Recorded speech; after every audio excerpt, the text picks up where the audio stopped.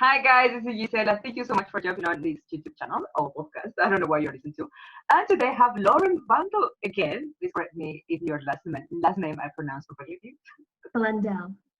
Blundell. Look at that. Blundell. Love Blundell. Yes. it. Love it. So I'm so glad that I can have you again in here, Lauren. Today I love it. And Thank so you. guys, Lauren Blundell is dedicated to helping both men and women experience more intimate and connected relationships. Her vision is to empower people to live a life full of love, intimacy, and sacred sexual fullness. And her passion to help people bring desire back into their relationships, both with themselves and with their partner. That is amazing. So I'm so glad to have you here, Lauren. Thank you for having me. This is great. Amazing. So my first question is, what is intimacy? I love this question. I love it because it's one of the first questions that I ask people is, how do you define intimacy? How do you define love? And what does love mean to you? I think intimacy can mean so many different things for everyone. You know, you can have your sexual intimacy, you can have your emotional intimacy, you can have your intellectual intimacy, your spiritual intimacy, but it's really not up to me to define it. It's up to for people and whoever is listening to write the question down on a piece of paper and journal about it and ponder on it themselves so they understand what intimacy means to them. Because if I give you my definition, that is my perspective, that's through my lens and my map of reality. It's it may resonate with you, but I think what's powerful is when people come together in relationship and have done a lot of introspective work, and really ask themselves questions that maybe they've never asked themselves or been asked previously, to understand, well, what does this really mean to me, and what does it look like in relationship? And so then they can go about creating an intimate relationship based on their own belief system and their own standards and experiences. Does that make sense? Yeah, that is really good because personally, I thought intimacy was sex. So what you are Yeah. saying is like every single person has a different meaning. Maybe in a couple it could mean like just a conversation, like in a different level for Yeah, that couple, absolutely. And Yeah. I'm understanding what you're saying. Yeah.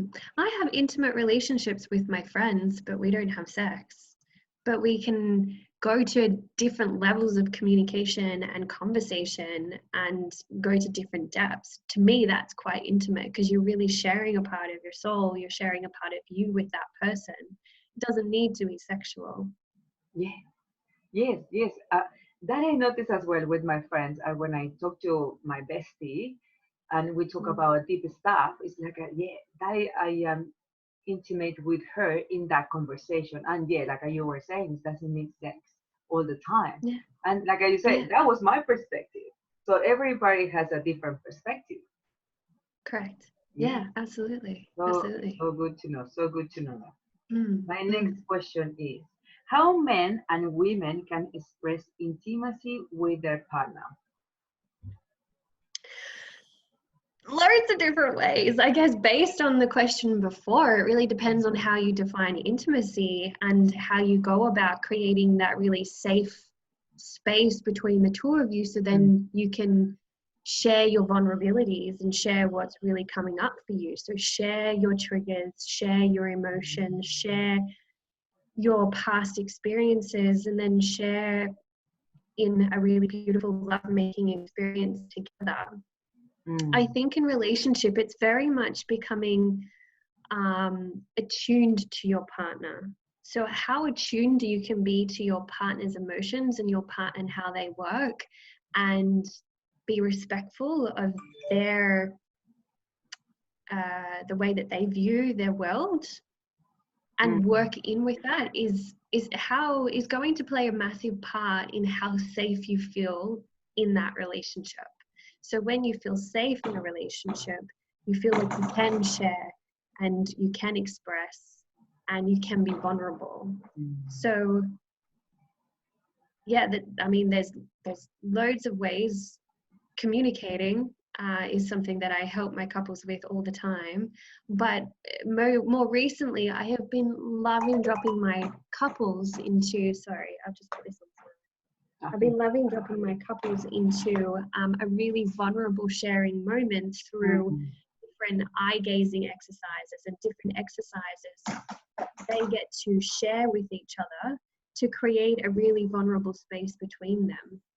Um, so then they can really share openly and more vulnerably Mm. with each other. So it's a process, I think, as well. Like, I guess, I mean, I love the saying, you can only meet someone at the depth in which you've met yourself. So if you don't have an intimate relationship with yourself first, you're going to find it really hard to create an intimate relationship with someone external from you, so your partner, children, friends, etc.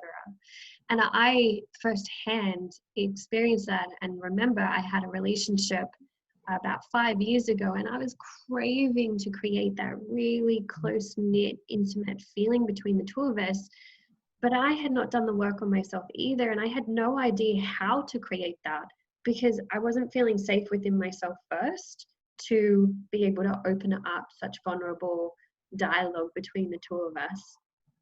So that was a really great way of when I left that relationship thinking, okay, I don't want that again. And how do I create that? What do I need to do for myself in order to be able to have what I want, which is a really connected and intimate relationship? And how do I feel safe and secure within myself to not be so scared or fearful of the reaction of your partner? When you both come together with intentions that, is loving, it's a lot easier to express or have the difficult conversations. But if you don't know what your partner's intention is, or you don't have that committed agreement between the two of you that this is a loving, safe place where we get to you share our life together, understanding that not every single day is going to be roses and amazing, that tension does arise, but always coming back to that intention between the two of you that we're here for as a team and we're here to create love, and never forgetting that. I That, trusted that actually. Did that answer that it? was a lot, but which I'm trying to break it down. When some women, the women where I work with, it's like they are trying to find the intimacy conversation with their partner, but they don't have it within themselves. So that is Mm, about what you were saying, Naka. You have to have mm, the intimacy within yourself. And can mm. you tell what is that? Yeah, yeah, keep going, keep going. I love it. Okay, so I'll give you an example. So yesterday I shared with my partner where my head was at around something. Mm, And it basically was a process of what I've been through. And I said, look, I just really want to share this with you. I felt like this after this type of event. And I really felt within myself that I was being quite needy for your attention. And mm, I know that from this event, I'd lost a bit of self esteem, lost a bit of confidence within myself. And I know that I'm the only person that can actually build that back up. But mm, I was instantly and probably just falling into old patterns of looking for it outside of myself with my partner. mm, So I just really wanted to share that. So it was after the fact, and it was, hey, I just want to let you know where my head's at. So mm. he knows that I've gone through this whole process of managing myself. But what I didn't do is become really needy and clingy and ask him to love me because I wasn't loving myself at that time. Does that make sense? Yes, yes, yes. It does. Yeah. It does because Mm. it's when to my ex-partner I was saying, hey, I need a time because I need to sort it out my mind. This is like a similar what you're saying, but at the same time it's because when we go into the neediness, it's like we annoy. We are like into the man and like, hey, what are you doing? Hey, can I talk to you? Hey, hey, and it's maybe the guy is already concentrated in something, and we are like because we don't have like a how can I say this? Is like I'm not sure if everybody's available because we as a coaches we are available to do that, to do the process, to coach ourselves. But some Mm. people, they don't have that possibility. It's like, how can I stop being neediness? It's how can I just go into me to have that intimacy with me, and in order to just be okay.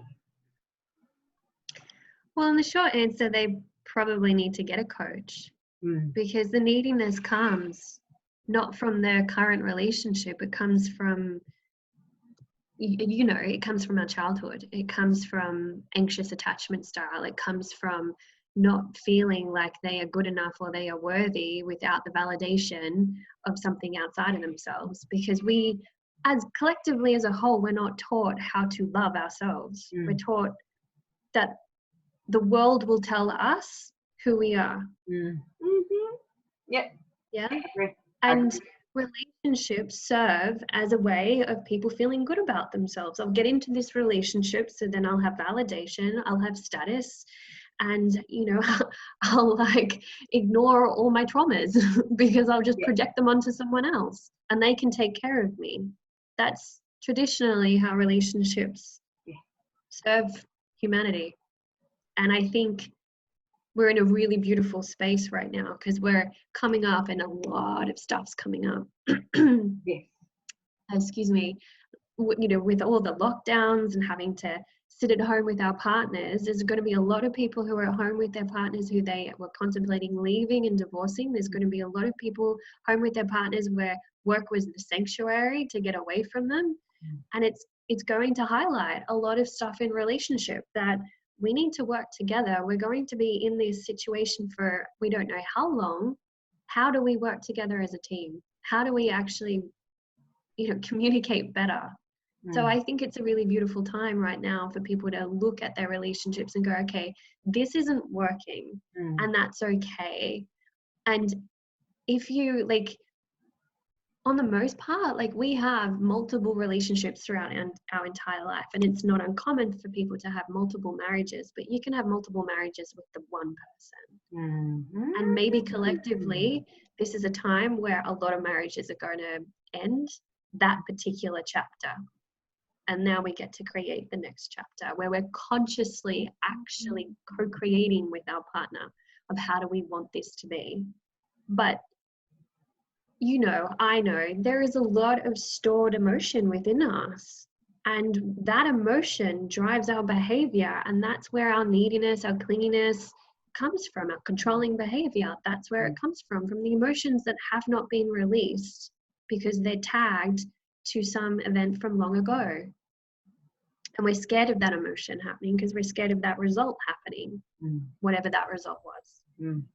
As soon as that emotion rises, we then need to look outside of ourselves, and we do survival mode in terms of getting love and receiving love, however that is, becoming controlling, becoming needy, becoming overly emotional, creating drama, whatever it is. It's all based on feeling loved. Every time I reach out to my partner, it's a bid for connection. And if he responds, if he doesn't respond, I notice the roller coaster in myself. I'm human, I'm not immune to this, right? I just understand it, and I know how to manage myself, so then we can have a great relationship. And as well as it's part of him too. It's how he has become after all of what he has experienced as well. Correct. Absolutely. I mean, men and women, we're quite similar in that respect in terms of emotions will drive our behaviors. Females generally will access our emotions like crying and just become overly emotional. Men access rage and anger. It's just what we've been taught, where we are humans who learn from our environment. So good information. A lot you said again. So it's I have to. A lot. Sorry. Okay. So for example, according to this, where we are living right now with this isolation, part of history, they at home and with our partner kids. Yeah, in China, the divorces increased, and I'm not surprised. Yeah, in my case, I say like, yeah, because it's easy to be outside, like going to work and stuff, but no, at home 24/7 and handling each other. I like the part where you says like that is over, like that kind of relationship is over, and then born a new one. And in my Mm, case, I feel like some couples are going to realize they are in a toxic relationship or dysfunctional relationship, and they are going to move on. And mm, other, they are going to. I know a few couples they just are together because they feeling of loneliness and they want mm. company. So what specifically do you mean about that is the chapter over, or like what kind of couples do you mean about that? Can you say that again? Yes, everything or just the question? From the beginning.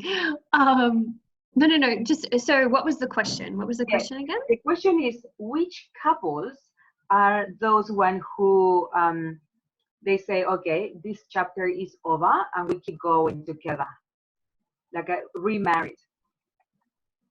Yeah, yeah. Well, it's the couples who choose that they still love this person, but maybe we've just gone off the path. Hmm. Um, so I don't know why I do this, but I have this analogy that your relationship is like a car, right? Hmm. So think of like I love Bentleys. So think of a really nice Bentley, and you get in it, and he gets in it, or whoever. Both partners get into it, and you need to keep the Bentley on the road, and you need to keep the petrol in the Bentley, and you need to keep it washed and cleaned, and the tires pumped up, and the service and all the rest of it, and the relationship goes down the road. But sometimes we don't look after the Bentley, and a tire will pop, and it'll move off the road. Hmm. So this is just a part of a relationship where you get to bring the car back onto the direction where you're moving towards. I mean, Hmm. this is a really great time to check in and be like, are we still working towards the same goal? Hmm. You get together with someone, you have all those chats, and we're like, yeah, we're going to get married and have kids, and we're going to build houses and buy houses and blah blah blah. But what's really the end goal here? Where are we moving towards? Like, that's a really great conversation to have. Are we Hmm. still uh, moving in the same direction? Hmm. So, like, there will be a lot of couples, and I'm pretty sure there's a lot of people in relationships who are in relationships with people who they're not compatible with, Hmm.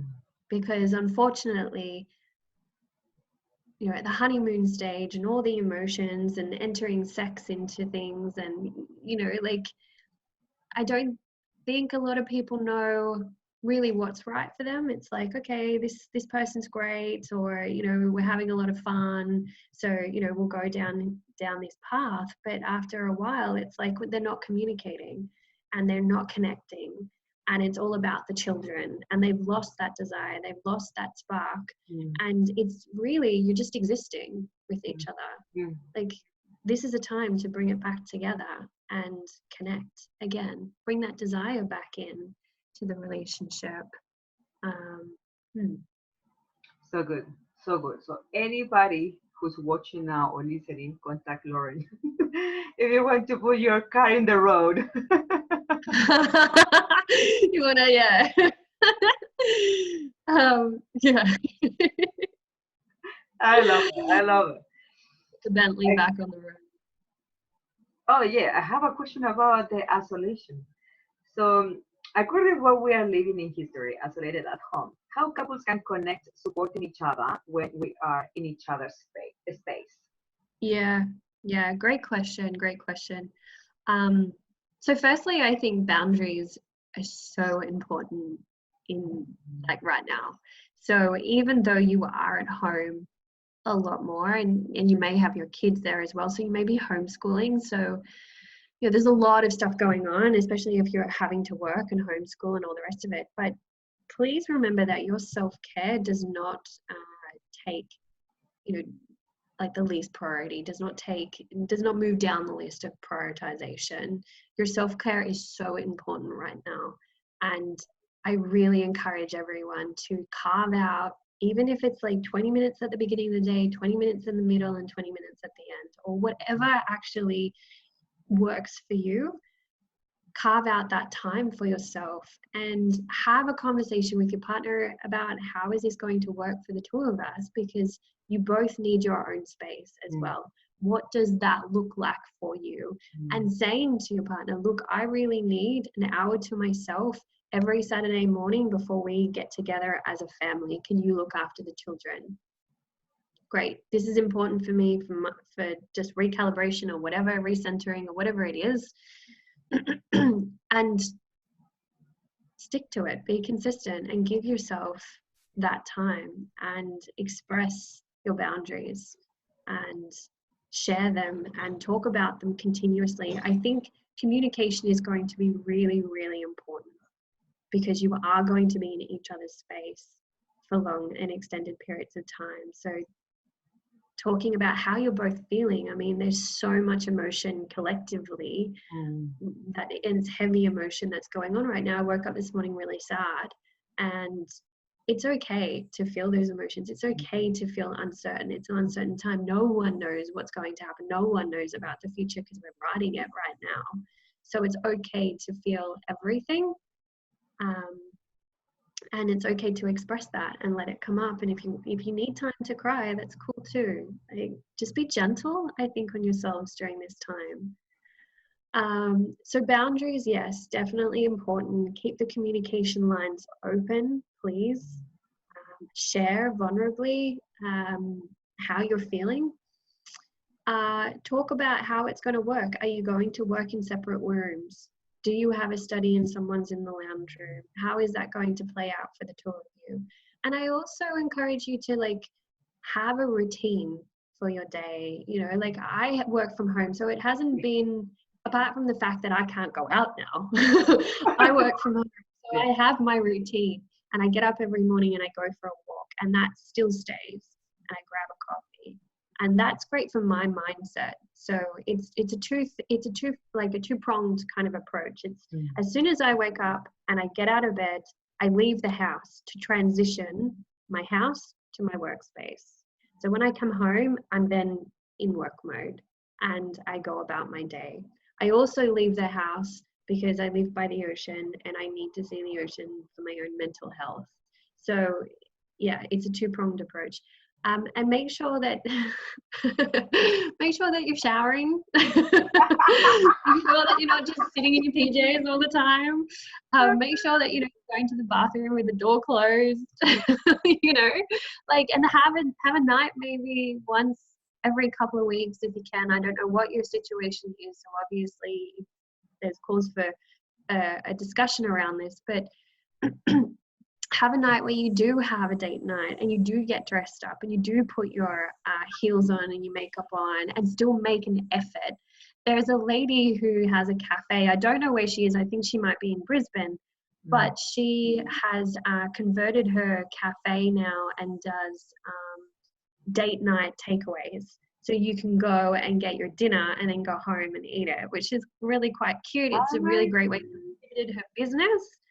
So we just need to be more creative, guys. And I think this time it's about being creative in your connection with each other. I mean, for myself, I'm physically distancing myself from my partner, so we have to be creative, and that poses its own challenges and frustrations.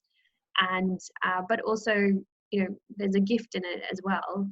And the fact that you may be going through this time at home with your partner, there will be frustrations and there'll be challenges, but there will be a gift in it as well. So yeah, I hope that helps. Yeah, it helps. And I'm going backwards now. So about what you were sharing, be honest with your partner, share what you feel, and all of those things about being vulnerable. But sometimes what we tend to do is we try to grab a solution, So it's like, I notice we people, we don't know how to accept and how to be okay. I'll give you an exercise. Yeah, great question. Okay, so set up a sharing time, like a check-in. Have a check-in with your partner. So this is where you have 30 minutes, spare 30 minutes, 20 minutes, whatever, however long it takes. It could be 10 minutes, 5 minutes each. Your partner, you sit across from each other I mean, in my sessions, I would get you to close your eyes and breathe deeply into your belly and then release your breath just to drop you into your body, drop you into your parasympathetic nervous system. And once you've done 3 of those rounds of breaths, open up your eyes, hold each other's hands if you want to, and someone goes first, okay? And maybe one partner asks their other partner, okay? So the partner with longer hair asks the partner with shorter hair, I really want to know, like, how are you feeling right now? And you ask, how are you feeling? Because that's a feeling, it's a kinesthetic word. It will get them actually into their emotions. If you ask anything like, how do you see this? Or, you know, what do you think about this? It'll get them into their mind. You want them into their body. So how do you feel at the moment? And let them talk. Let them speak for as long as they need to. Let them just share whatever's on their mind, whatever's on their heart. And you just speak and speak and speak and speak and speak. The person who asks the question, what you need to learn to do is to hold space. So during this time, you do not say a word. And even after this time, you do not say a word. This is not a fixing exercise. This is a listening exercise where you just share what's on both of your hearts and how you're both feeling at the moment. Once that person with the short hair, the partner with the short hair is finished, the partner with the long hair thanks them for sharing, and then they swap. The partner with the short hair will ask the partner with the long hair, babe, how are you feeling at the moment? Share with me how you're feeling, or, you know, whatever is comfortable in terms of your language. And that person will share and share and share until they can't share anymore. The short-haired person will thank the long-haired partner for sharing. So that is a really great way, but I need to stress it's about holding space and listening. So it's not a fixing, it's not a, oh, okay, yeah, I feel that too, and acknowledging them during their time of their share. When they're sharing, you shut up. Yeah? Yeah. And this is something that is, it's not natural communication, especially for women. So, you know, women, we're just like, blah, blah, blah, blah, blah, blah, blah, blah. So, yeah, to sit there and hold space, it can be unnatural for some people, but I guarantee you, you know, allowing someone to share vulnerably for a certain period of time what's going on for them, what it does, and especially with men and ladies, I really want you to understand this, is that men, if you ask men a question, they will answer the question. But if you shush for at least a minute, 30 seconds, he will go deeper into his mind, into his heart, into his body, and he will share even more for you. So giving a time frame of like 5 minutes, you know, he will be like, oh, I'm fine. And then he'll sit there and you don't say anything, and he'll sit there and he'll sit there, and then he'll share and he'll open up, and the space will, and he'll flow. So just keep that in mind. This is so important because sometimes we have the expectations like, why do I bother to share? Because I know he's going to respond like this or she's going to respond like that. But how you are explaining the exercise is so clear. So guys and women, remember to shut up after asking. And a lot of the time when we allow the vulnerability, allow the intimacy, allow that beautiful moment. Let me go to the other question that I love this one. How couples can handle or survive in the relationship when some guys don't have a job or cannot find a job, they get home and argue with their woman, or women demanding their men to bring money at home. So how to move through this time if the man has lost their job and the woman is arguing to bring money home? So yeah, it's like 3 questions in there. Let me separate. Okay. Because what I have observed is like men are affected according to don't have a job or to don't have many hours of work.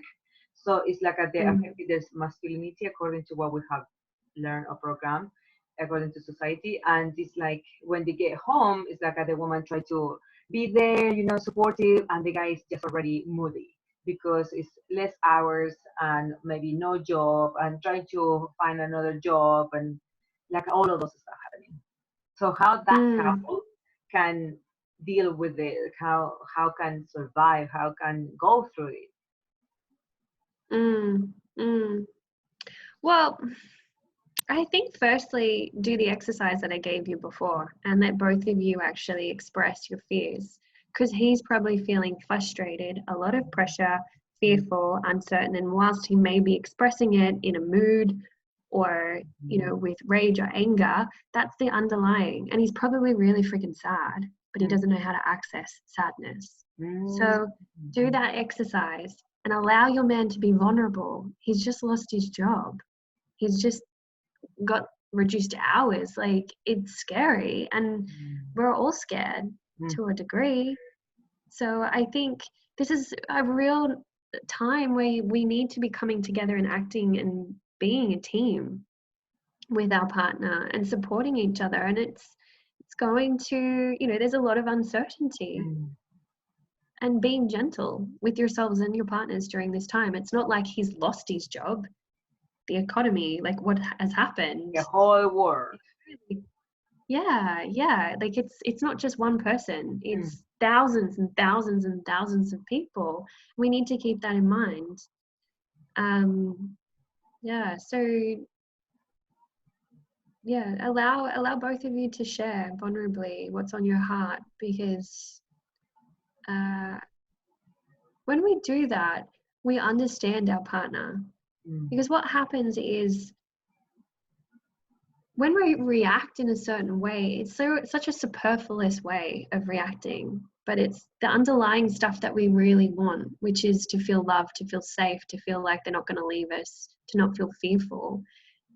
If we can speak to those fears, that sadness first, and just, instead of being angry or have a mood, be able to firstly calibrate ourselves and be like, actually, I'm really sad. That's what's under all of this, is sadness.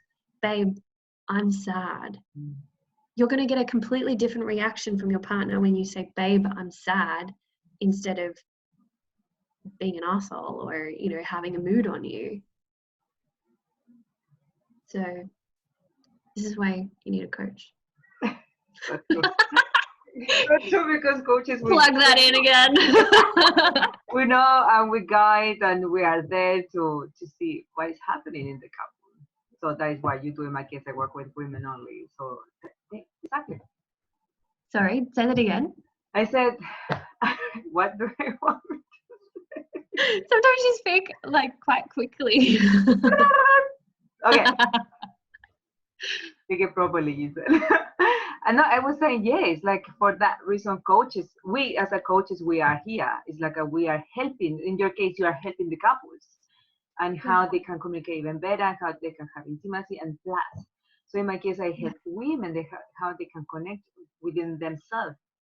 So, and as well guided in what is happening with themselves according to like a toxic or dysfunctional relationship. Yeah, for that is what I was saying.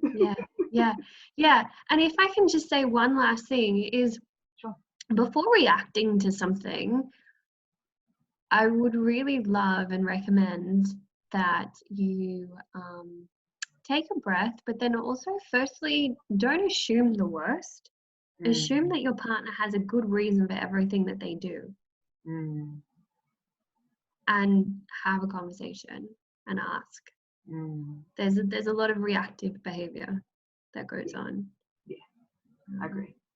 But it's just a switch of how we relate to people and relating to our loved ones, because they see us at our best and at our worst. Yeah. And as well, we choose the partner, like we choose each other. We chose each other. So it's like let's work towards this. Yeah. And to add to that, from a very spiritual standpoint, your soul chose that partner as well. Like, you may think egotistically we choose that person, but our soul has chosen that person for our own evolution.